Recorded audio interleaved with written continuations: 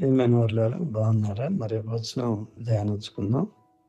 సమాధానకర్త దేవుడు సాతానును మీ కాళ్ళ క్రింద శీఘ్రముగా చితక త్రొక్కించును. మన ప్రభు అయిన యేసుక్రీస్తు కృప నీకు తోడయుండునుగాక. రోమేయులకు 16:20. దేవుడు గొలియాతును దావీదు కాళ్ళ క్రింద చితక త్రొక్కించి ఇశ్రాయేలును అతని బెదిరింపుల నుండి రక్షించాడు.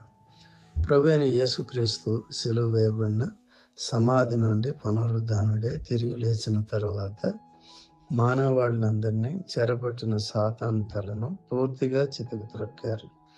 మరియు ఆయన తన నిత్య రాజ్యంలోనికి మనలను చేర్చుకున్నారు.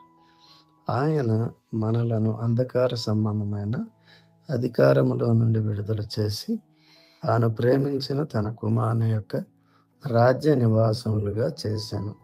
ఆ కుమారుని యందు మనకు విమోచనము అనగా పాప క్షమాపణ కలుగుచున్నది. కొలస్సీ 1:13-14.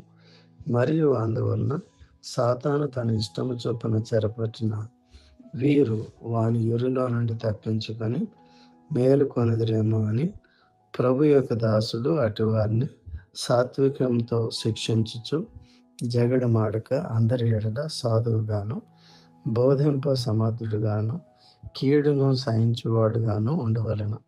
2 తిమోతి 2:25-26 వచనాలు. దేవుడు మిమ్మల్ని దీవించి సాతానును మీ కాళ్ళ క్రింద చితక త్రొక్కునుగాక. ఆమేన్.